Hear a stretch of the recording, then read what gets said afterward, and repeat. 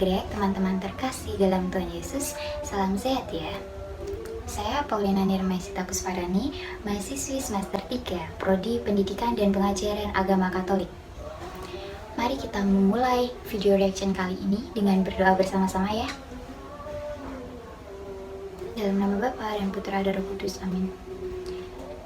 Allah Bapa yang Maha Baik dan Mulia, kami bersyukur atas perlindungan-Mu hingga hari ini, kesempatan ini, kami mampu memulai membuat video reaction ini dengan mengangkat tema pembahasan etika. Berkati kami dalam menjelaskan materi etika dan menjawab satu studi kasus di akhir. Berkati juga kiranya setiap dari kami yang mendengarkan materi yang telah dijelaskan, sehingga materi ini mampu dapat ditangkap dengan baik. Kiranya Engkau sendiri yang mencurahkan Roh Kudus-Mu kepada setiap kami dalam menjelaskan dan menerima masing-masing materi penjelasan dari kami. Kami serahkan semua rencana dan tindakan serta perkataan kami ke dalam tangan-Mu sendiri. Amin. Kemuliaan kepada Bapa dan Putra dan Roh Kudus, seperti pada permulaan, sekarang, selalu, dan sepanjang segala abad. Amin. Dalam nama Bapa dan Putra dan Roh Kudus. Amin. Nah, kita pasti sudah sering mendengar ya kata-kata manusia yang beretika. Tentu manusia itu hidup dalam masyarakat yang beraneka ragam dan atau heterogen. Masyarakat yang beraneka ragam itu membentuk suatu nilai-nilai atau norma yang tidak hanya satu. Nilai-nilai itu dibangun dari berbagai macam etis di masyarakat yang ada di Indonesia. Maka perbedaan yang ada itu harusnya disepakati bersama agar tidak menjadi sebuah perselisihan. Prinsip etika dasar yaitu manusia memiliki kesamaan derajat, martabat, hak asasi, dan kemerdekaan. Manusia juga membangun relasi secara 3 arah. Yang pertama, manusia dengan manusia atau sesamanya. Yang kedua, manusia dengan alam semesta. Dan yang ketiga, manusia dengan penciptaan, yaitu Tuhan sendiri. Inti nilai etika yaitu keluhuran manusia. Mengapa sih manusia itu disebut luhur? Karena manusia adalah ciptaan yang sempurna. Ciptaan yang sempurna itu lebih dari ciptaan yang lainnya dan mempunyai akal dan budi. Lalu, apa arti etika yang sebenarnya? Etika berasal dari bahasa Yunani atau ethos yang memiliki arti sikap, kebiasaan, cara berpikir, watak, akhlak, adat, dan masih banyak lagi. Secara etimologis, etika berarti ilmu tentang apa yang biasa dilakukan atau ilmu tentang adat kebiasaan.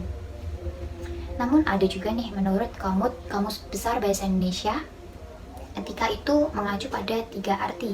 Apa saja sih? Yang pertama, ilmu tentang apa yang baik dan buruk, yaitu tentang hak dan kewajiban moral atau disebut juga akhlak.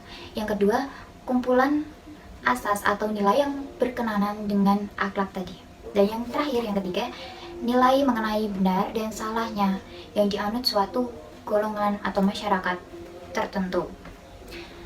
Pernyataan sikap manusia terhadap peristiwa yang terjadi sehari-hari bukan hanya pada tahap intelektual saja, bahwa peristiwa itu kita anggap kebenaran atau kesalahan.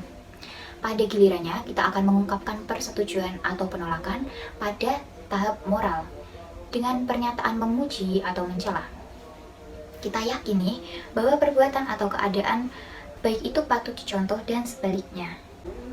Etika juga mengacu pada ilmu filsafat. Ilmu ini berkaitan dengan kebaikan dan keburukan tindakan manusia. Nilai-nilai dan kepercayaan yang ada sangatlah penting bagi kita individu di dalam masyarakat. Nilai-nilai yang ada itu membantu kita untuk mengetahui apa yang baik dan yang buruk, serta untuk membentuk karakter bagi setiap kita di masyarakat. Etika mengandaikan pengetahuan prinsip dasar tersebut dan tanggung jawab untuk membuat pilihan. Ada sebuah pertanyaan mengenai etika dan moral. Perbedaan terletak pada asal bahasanya.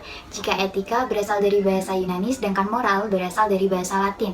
Istilah moralitas sendiri mempunyai arti yang pada dasarnya sama dengan moral, hanya bernada lebih abstrak. Bila kita bicara tentang moralitas suatu perbuatan, artinya segi moral suatu perbuatan atau baik buruknya suatu perbuatan. Moralitas adalah sistem nilai tentang bagaimana seharusnya kita hidup sebagai manusia yang baik. Etika bukan sumber tambahan moralitas, melainkan merupakan filsafat yang merefleksikan ajaran-ajaran moral. Pemikiran filsafat mempunyai 5 ciri khas. Yang pertama, rasional, yang kedua kritis, yang ketiga mendasar, yang keempat sistematik, dan yang terakhir normatif. Apakah etika itu termasuk hukum? Sama dengan hukum? Hukum tentu saja berbeda dengan etika. Etika dapat didefinisikan oleh hakim sebagai mengetahui perbedaan antara apa yang seharusnya Anda lakukan secara benar dan apa yang Anda lakukan secara benar.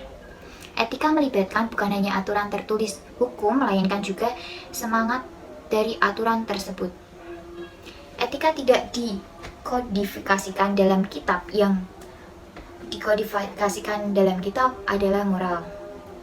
Etika bukan hanya berkaitan dengan perilaku atau tindakan, melainkan juga berkaitan dengan motif dan karakter. Etika itu menyusun standar yang lebih tinggi daripada standar hukum yang ada. Apakah etika berdasar pada agama? Etika mendasarkan diri pada argumentasi rasional semata-mata, sedangkan agama pada wahyunya. Oleh karena itu, ajaran moral agama hanya terbuka pada mereka yang mengakui wahyu itu. Mengingat setiap agama mempunyai wahyunya sendiri-sendiri, ajaran moral agama tidak memungkinkan sebuah dialog moral antar agama. Padahal dialog itu sangat penting untuk membangun kemajuan masyarakat menjadi adil dan makmur.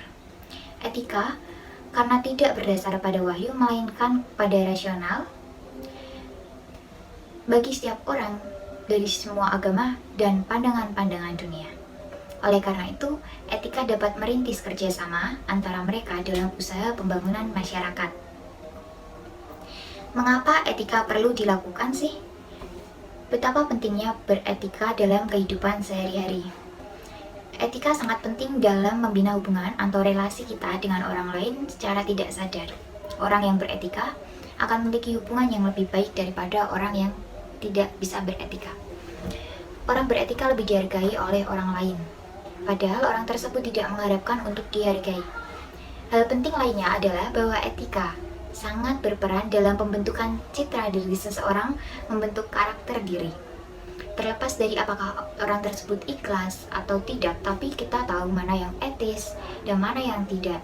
Setidaknya orang-orang akan melihat orang tersebut sebagai seseorang yang beretika dan berperilaku baik, dan salah satu manfaat adalah untuk dirinya sendiri. Etika dalam hal ini berfungsi untuk lebih memanusiakan manusia, karena salah satu ciri yang diberikan manusia adalah adanya hati atau perasaan dan akal pikiran. Etika mengajak manusia untuk lebih menggunakan keduanya itu, khususnya hati, agar manusia memiliki tingkah laku yang baik dalam menjalin hubungan antar manusia yang lainnya. Karena orang lain enggan bergaul jika tidak beretika dan tidak bermoral. Mengapa manusia perlu beretika? Karena pada dasarnya setiap manusia ingin dihargai satu sama lain, antar sesama manusia. Manusia secara naluriah ingin menciptakan citra diri yang baik terhadap sesamanya. Untuk alasan itu, maka manusia perlu beretika. Dan yang lebih penting, dengan beretika, maka manusia itu akan lebih mudah diakui dan disegani oleh orang-orang di sekitarnya. Tujuan dan fungsi dari etika pada dasarnya untuk menggugah kesadaran kita untuk akan bertanggung jawab akan tanggung jawab kita sebagai manusia dalam kehidupan bersama-sama dalam segala dimensi. Lalu bagaimana sih etika dapat dilakukan? Etika secara umum dapat dibagi menjadi etika umum dan etika khusus. Etika umum berbicara mengenai kondisi-kondisi dasar bagaimana manusia itu bertindak etis ya. Bagaimana manusia mengambil keputusan, teori-teori etika, prinsip-prinsip moral, dan lain-lainnya. Etika khusus adalah penerapan prinsip-prinsip, penerapan cara pikir. Penerapan ini berwujud bagaimana saya mengambil keputusan itu, bertindak dalam bidang kehidupan yang ada, kegiatan-kegiatan apa yang saya lakukan yang didasari oleh cara, teori, prinsip, dan moral yang beretika. Etika khusus itu masih dibagi lagi menjadi dua ya, yaitu etika individual dan etika sosial. Etika individual menyangkut kewajiban dan sikap manusia terhadap dirinya sendiri. Etika sosial berbicara mengenai kewajiban, sikap, pola perilaku terhadap masyarakat di sekitarnya. Etika individual dan sosial saling berkaitan dan mempengaruhi satu sama lain. Etika sosial menyangkut hubungan manusia dengan manusia, baik secara perorangan dan langsung maupun secara bersamaan dan dalam bentuk kelembagaan. Sikap kritis terhadap pandangan-pandangan dunia dan ideologi, sikap dan pola perilaku dalam berbagai kegiatan masing-masing maupun tentang tanggung jawab manusia terhadap makhluk hidup lainnya serta alam semesta pada umumnya. Bisa dilihat berikut ada bagan bagaimana sistematika etika. Ya teman-teman, setelah menjawab 3 persoalan yang mendasar mengenai etika tersebut, ada satu studi kasus yang dijawab secara rasional. Kasus ini dialami oleh seorang yang berinisial LDK. LDK ini berusia 12 tahun. Dia menderita penyakit leukemia. Tim medis menyarankan solusi penyembuhannya yaitu kemoterapi dan transfusi darah secara teratur. Tapi kenyataannya pasien LDK ini mempunyai satu keyakinan bahwa dirinya tidak bersedia menerima transfusi darah dari orang yang berbeda keyakinan dengan sang pasien ini. Dan fakta yang lainnya bahwa keluarganya ini menyetujui ada di pihak dokter untuk melakukan cara kemoterapi dan transfusi darah sebagai sarana kelangsungan hidupnya, alat kelangsungan hidup sang pasien LDK ini. Apa yang harus dilakukan oleh tim medis jika ada kasus seperti ini? Berdasarkan etika, yang juga berarti kumpulan asas atau nilai moral. Pengertian ini mengacu pada kode etik. Misalnya beberapa tahun yang lalu, Departemen Kesehatan Republik Indonesia menerbitkan kode etik untuk rumah sakit yang diberi judul Etika Rumah Sakit Indonesia atau disingkat ERSI, dan juga banyak kode etik lainnya. Berdasarkan juga kode etik kedokteran Indonesia, kewajiban umum pasal 5 yang berbunyi, tiap perbuatan atau nasihat yang mungkin melemahkan daya tahan psikis maupun fisik hanya diberikan untuk kepentingan dan kebaikan pasien setelah memperoleh persetujuan pasien. Bisa digarisbawahi di sini setelah memperoleh persetujuan dari pasien. Hal ini berarti bahwa meskipun keluarga dari pasien, keluarga yang bersangkutan telah menyetujui tindakan medis yang disarankan oleh tim medis tersebut, namun pasien ini masih mampu mengambil keputusan untuk dirinya sendiri, maka tindakan medis akan berdasarkan pada keputusan pasien. Keputusan tersebut mutlak karena pasien masih sadar dan bisa mengambil keputusan secara nyata. Sehingga pada kasus ini, hal yang dilakukan oleh tim medis yaitu tidak melakukan hal-hal yang tidak diinginkan oleh pasien, tidak melakukan hal-hal yang tidak disetujui oleh pasien karena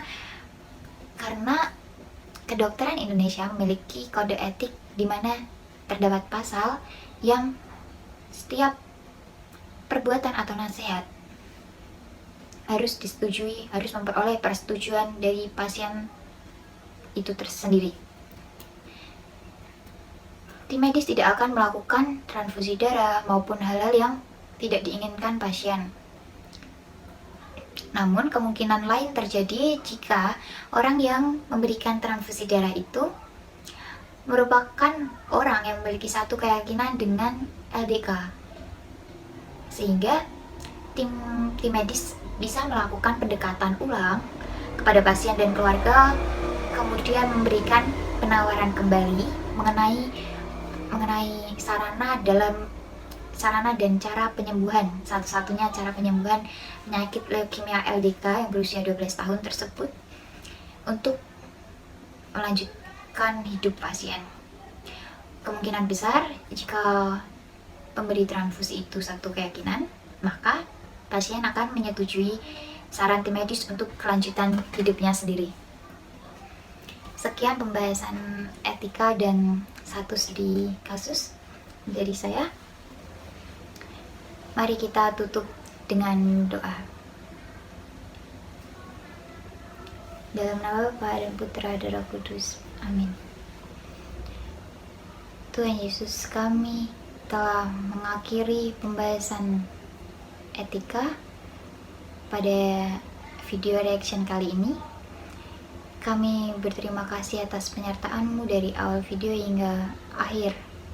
Penyertaan-Mu juga pada setiap kami atas Roh Kudus yang telah Engkau berikan, sehingga kami dapat menangkap, menghayati makna-makna tiap pembahasan yang ada. Kiranya Engkau berkati segala rencana kami setelah ini. Kami serahkan semuanya ke dalam tangan-Mu. Amin. Kemuliaan kepada Bapa dan Putra dan Roh Kudus, seperti pada permulaan, sekarang, selalu, dan sepanjang segala abad. Amin. Dalam nama Bapa dan Putra dan Roh Kudus. Terima kasih, berkah dalam.